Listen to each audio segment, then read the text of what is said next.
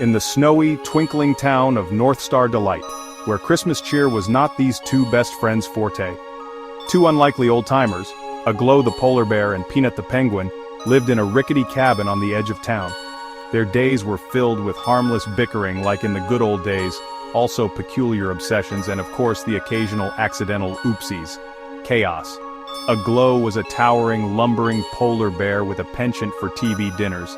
Peanut, on the other hand, was a pint-sized penguin with an unrelenting love for fish. He had a habit of sneaking around the town's fish market to inspect the quality. I am giving it a taste test. As Billy Bob Troughton, the town's sheriff, a silver fox, watches with amazement as he is being amused by the silliness of old penguin man Mr. Peanut. The two old friends had a love-hate relationship. Aglow often teased Peanut about his tiny stature and sneaky slippery taste-testing rating habits, while Peanut mocked Aglow's devotion to what he called cardboard cuisine, while Aglow stays glued to microwaves and ovens.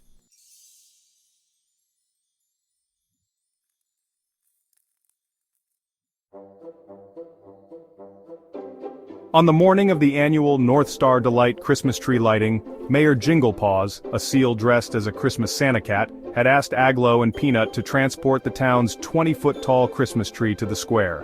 Why us? Aglow grumbled, struggling to balance the massive tree on his old sled. Because no one else is daft enough to let you drive. As they made their way through the snowy streets, Aglow got distracted by a Christmas decadent-looking TV dinner ad on a passing billboard. He veered the sled too sharply, sending the tree flying into Mrs. Hollyberry's candy shop window. Shattered glass and peppermint sticks rained down as Peanut let out a squeaky laugh. You steer like a moose on roller skates. And you guide like a broken compass. The mayor was less amused. You two better fix this or there'll be no tree lighting tonight.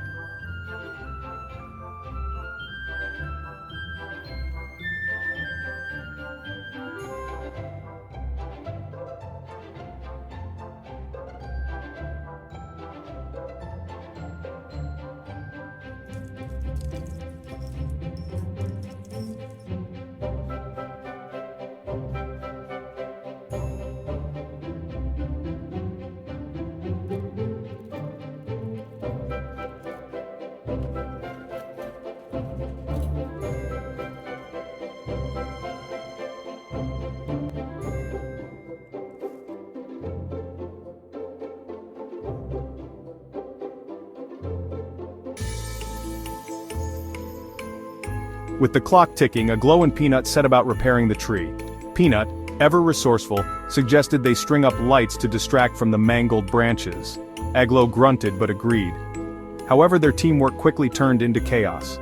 Peanut, attempting to untangle a massive ball of Christmas lights, accidentally looped the cord around Aglow's leg. Aglow stumbled, pulling the entire string of lights and Peanut into a nearby snowbank. You're as graceful as a reindeer on a pogo stick. That just stopped jumping to take a balancing to poo. And you're as helpful as a fish out of water sliding from its own pee and poo. Aglow retorted, shaking snow off his fur. As Aglow's gentle touch with his massive paws and nails goes to close the box to tape it.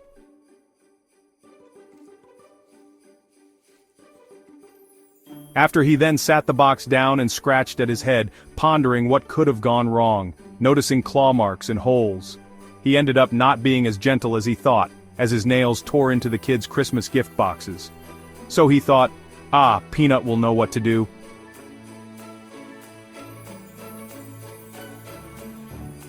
Meanwhile, Peanut was waiting to get the box to add the finishing touches, but his hands smelt like fish. Maybe you should stick to eating fish, at the appropriate times, Peanut. Aglow grumbled as he tried and failed to fold a box. And maybe you should stick to eating TV dinners. Peanut snapped, while washing his hands. Their wrapped gifts looked like they'd been attacked by a pack of rabid wolves. But they carried on.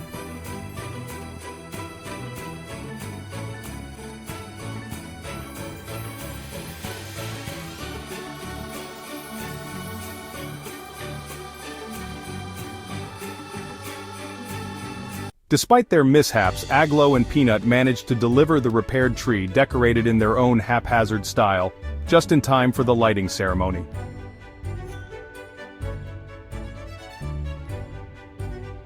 The townsfolk gathered in anticipation, but when the switch was flipped, nothing happened. Did you plug it in, genius? I thought you did. The crowd began murmuring in disappointment. Just as Aglow and Peanut started blaming each other, a gust of magic Christmas wind blew through the town square.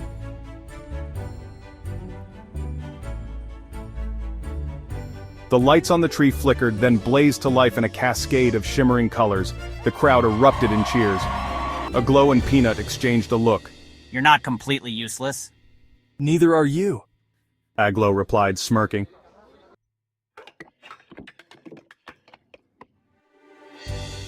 As the festivities continued, the two old friends sat on a snowy bench, sharing a fish sandwich and a TV dinner.